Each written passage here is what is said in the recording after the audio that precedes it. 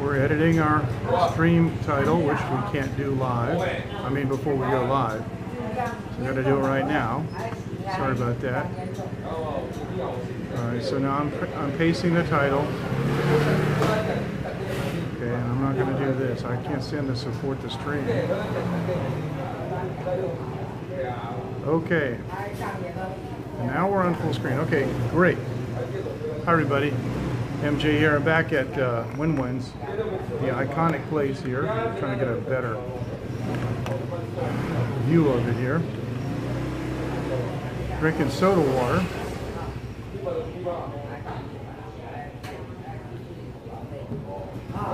All right. So how is everyone? I think I'll go back off for a second until we see what. Hey, Henry, how are you? Henry's the first one to join. Okay, and you know what? We got a nice bright green color for the chat names. All right, for the viewer names. We could do this just a little bit more. All right, there you go. How is everyone? Hey, Henry. People really loud. I want to talk a little bit about some medical stuff, so I'm glad you're here, Henry, because something interesting happened. Everybody knows I went to America for 4 days, and about me being stranded in the airport and everything.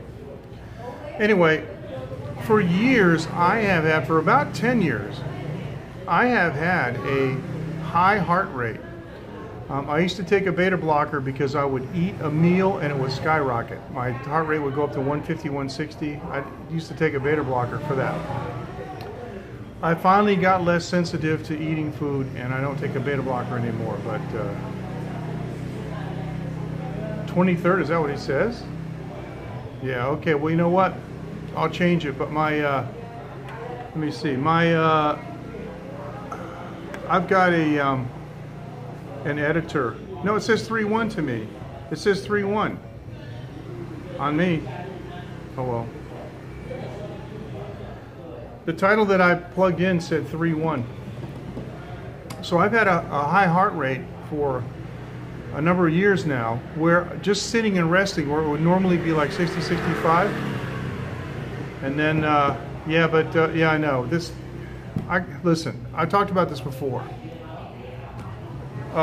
Streamlabs does not allow you to preset the title. You have to start the broadcast and then edit it. It's wrong. I got to get him to change it. All right. That's what happened the last time. So as I was saying, I've got a fast heart rate. Normally, a resting heart rate for me should be about 65 to 70. Well, you got to refresh it. My resting heart rate is about 90 to 100. And even though I'm in pretty good shape, it's still 90 to 100. There's nothing I can do about it. It's just the way it is. And when I got to the Sears Center in Florida, my diastolic pressure was very high. It was like 120 and over, which is dangerous.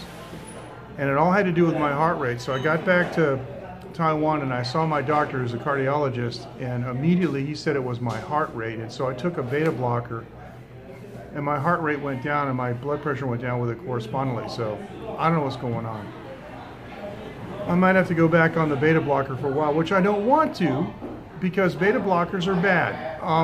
They limit your upper cardiac limit when you exercise. When I exercise, I like to get my heart rate up. I like to get my heart rate up, you know, over 160 at least, you know, to get some cardiopulmonary exertion going, you know. But if I'm taking a beta blocker, I can pump my exercise bike as hard as I can go, and it goes like 130, 135. It's nothing. So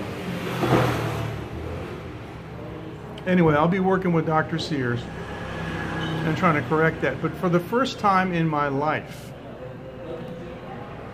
apparently I have high blood pressure. And it doesn't really have to do with the normal causes of high blood pressure. It's just a fast heart rate.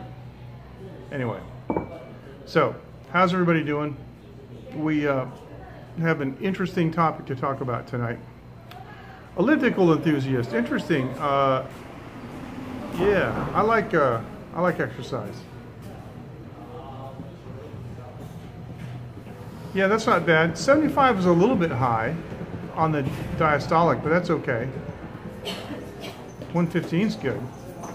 Yeah, that's fine. That's not bad at all. I checked my blood pressure the other night resting, and it was 147. Or excuse me, it was 111 over 65. Okay. I don't speak Vietnamese. Anyway, Wen is here tonight, and if she wants to come out later, we can talk to her a little bit, see what she's been up to. So, really? 80? Really? 120/80? Because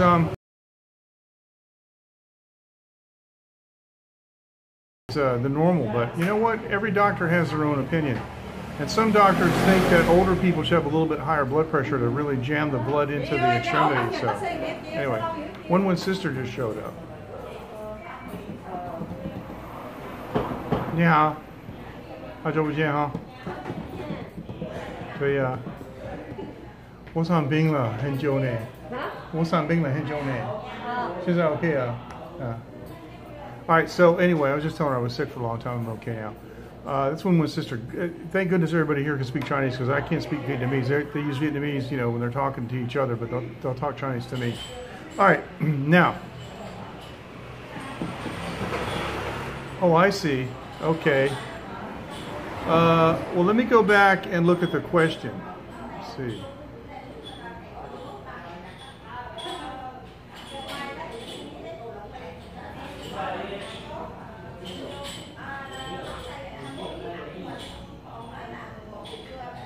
Okay, I guess I didn't, okay. Are we okay here or what? What happened?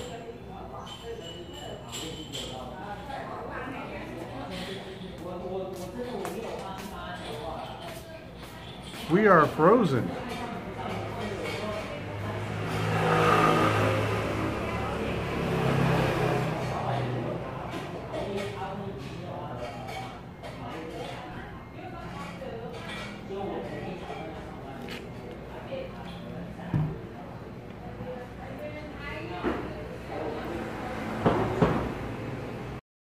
We're back. We had a problem for a second there. That was weird. Yeah, that was really strange. Sorry about that. Okay, I think we're back. I think we're back. You'll have to tell me where we left off. We're streaming, you know, persistently to the ingest server, so it should pick back up. It should circle for a minute and then pick back up. It froze for me. That's actually the first time that Streamlabs has ever had any kind of a malfunction for me.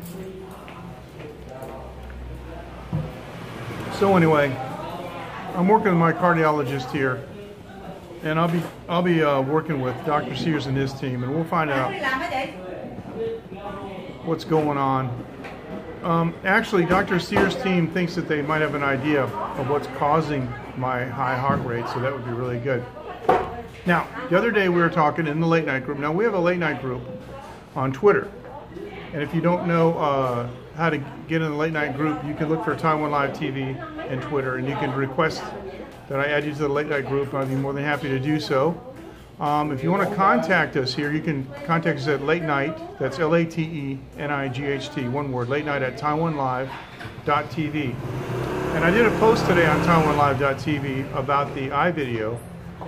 The iVideo system that I used when I was in America. They really, really saved me. And I really appreciate it. I want to say thanks to Diana and the whole staff at iVideo because they're really great. They've got an excellent product. And they even have international SIM cards too. Excuse me. And they also have service to the UK. They have service to the UK too. If you're going to the UK, that's really good. All right, now.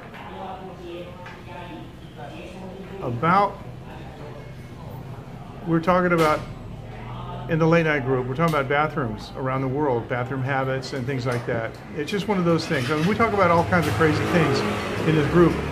And I was going to tell everybody the worst restroom story that I ever had. And I've been, you know, in Thailand, Laos, Philippines, Malaysia, China, Hong Kong, of course Taiwan, let's see, Japan, Indonesia. So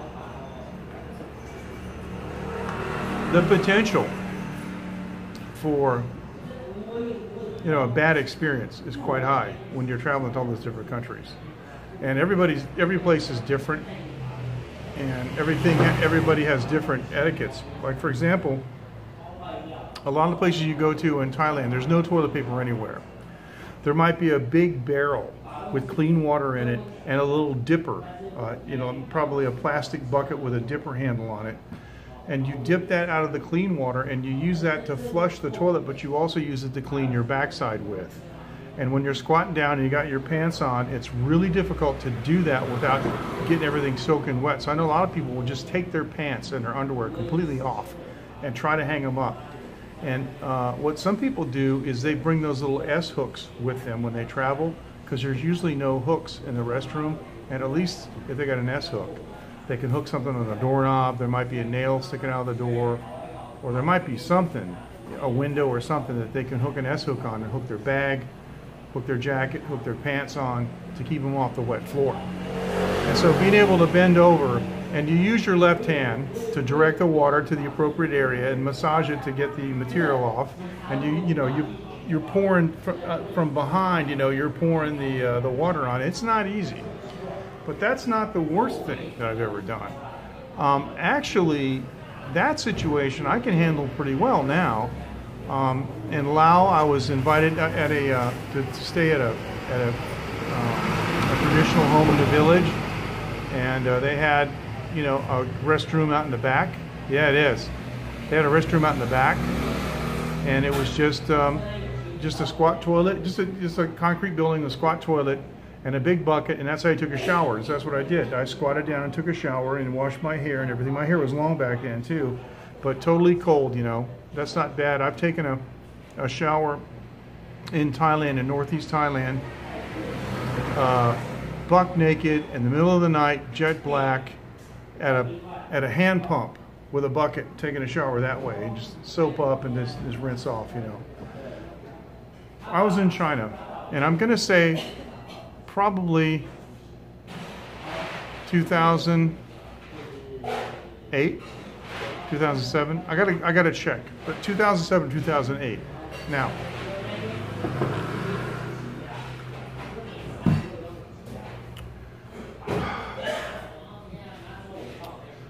there's one restroom in the factory that I used to use. It was in the boss's office.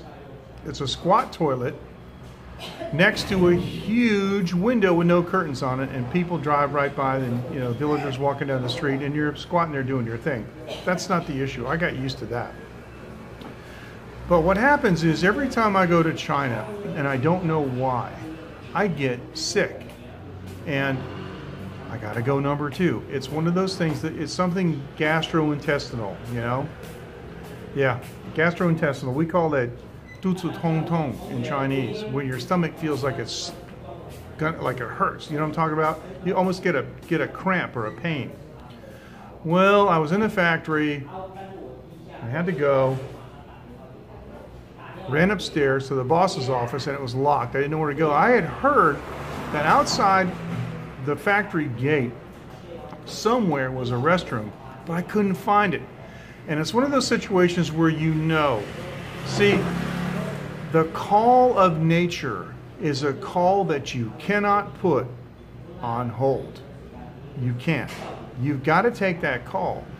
And it's China, and I figured, what the heck? I was just about ready to pull my pants down in the middle of the street and let it fly, but I didn't have anything to clean myself off with. I didn't have any toilet paper. Oh, I will never put myself in that situation again. Let me tell you, when I travel, my pockets are stuffed with tissues, so they do. They absolutely do. And I live in Taiwan, and I've been in all these other countries. I don't get sick when I travel. I went to Bali, didn't get sick. I went to the Philippines, didn't get sick. You know, I go to China. Been to China 4 times. All 4 times I've been deathly ill. I spent a whole night vomiting with diarrhea. The last time I went, it was ridiculous, and that was in Shenzhen. So anyway, here I am. I gotta go, and I mean bad. I mean, I'm thinking I got 30 seconds before all you know what is gonna break loose. And I was gonna scoot behind a building and drop my drawers. I scoot behind the building, there's two old ladies there packing something up. I'm like, I can't take a dump in front of them. Oh, what am I gonna do? So I saw some other ladies, and I asked them in Chinese, I said, where can I go to the restroom? And they said, right over there. And I looked at the building, and it didn't look like a restroom. And then I looked close, and it had two faded signs. One on one side that said men's, one side on the other side that said ladies. So then I knew it was a restroom. So I went into the restroom, and you wouldn't believe what I saw. It was nothing more than a flat concrete floor with slots cut in it. The slots were about, maybe in real space, about this wide, maybe a little bit wider, about that wide. Mosquito. And they were spaced far enough that two people squatting next to each other, had enough room for their feet together, right? Okay? And that's about how far apart they were. There was, I don't know, maybe 20 slots. And you look through the slots, and it had been dug out like a basement. It wasn't lined with anything. And there probably must have been, I don't know, 4,000 dumps in there that people had taken. And there's a guy just squatting right there, crapping, And I said what we say in Chinese when we're like, excuse me. I said, "不好意思," which means like I'm embarrassed a little bit, but excuse me. And he just said, "Wait," which means like, no way, don't worry about it. And I jerked my pants down, and I squatted, and I went right through that, slot, no problem. Yeah, that's right. That's about right. Actually, Henry, you reminded me, I was actually thinking of a farm, and I was thinking cattle when I was there. Now, the problem is, like I said, I didn't have any TP, any toilet paper. And so, all right, I always tackle, the difficult issues, but I try to speak about them in an elevated manner without being, too grotesque, and, I don't like locker room talk and stuff. But let's just say this. If you have some kind of gastrointestinal difficulties and you have to go number 2, it's not solid. And it's not nice. It's nasty, and it takes a lot to clean up. Everybody knows what I'm talking about. This is a human thing. So not only did I just barely make it pulling down my pants without going in my pants, immediately super relief. Oh, and I got the look on your face like you're, it's all evacuated. Now what do I do? I remember one time years ago when I was in the bush. Actually, I was in my car, and I ate someplace and got sick. This is in New Hampshire. And it was during the days when we had a lot of snow. And I had to run into the woods to take a dump. And I didn't have any TP in the car either. And I remember I had my buck knife with me. So what I did was I cut my underwear off. And I cut it into strips. Cut my briefs into strips and used that. And I, would alternate with using some snow and a brief, some snow and a piece of brief, and I was able to take care of the situation, right? Well, I didn't have that option. Here, I didn't have a knife, and I didn't really want to cut my underwear up because I wasn't sure if I would not have another episode. And, your underwear is your front line of protection if you've got some kind of problem. You guys know what I'm talking about. I'm not trying to be gross here, but this is a human thing. I think everybody listening can relate to what I'm saying. So I looked around, and I saw a piece of crumpled up, used toilet paper that somebody had used, discarded, and it didn't fall into the slot. And so I picked it up, you know, like this. And I looked at it, and it had one section that was still clean and not used. And I'm looking at it, and you guessed it. I used a piece of used toilet paper because I had no choice. And that was the worst restroom situation I have ever had. Ever. And it was in China. And I don't think it had anything to do with the fact it was in China. Except, well, maybe, well, I mean, the arrangement of the restroom was pretty rural. But some of the rural Thai and Lao restrooms I've been in have been pretty primitive. But actually, I've never had a slot like that, just to do it in a slot. So, what do you guys think? What's does that sound like a bad situation? What would you have done? How would you handle that? First of all, I think you would have packed your coat pockets, you know, your shirt pockets, your pants pockets, your bag, whatever you got, with toilet paper. Which, believe me, I learned my lesson. I do. And tissues are really, really cheap in Taiwan, and I just go get a pack from 7-Eleven and stuff them in my pocket.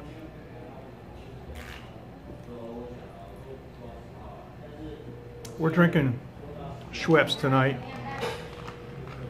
So that's basically what I wanted to tell everybody, was a story that I had mentioned in the late night group.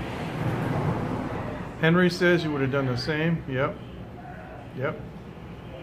I mean, like I said, it's a call that you can't refuse. You can't refuse to answer. You've got to take it, you know.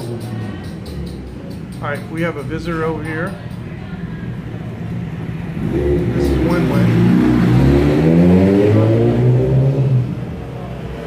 This is the boss lady, Wen-Wen. She's here tonight. I haven't seen her for about a month because I've been sick. Since the Periscopers were here, they were here on the 14th of January, and I think on the 16th was when I got my fever from the flu. My wife had type B influenza. Now, fortunately, nobody in the Periscopers group got sick from me, contrary to rumor. I talked with JL from Switzerland, and he got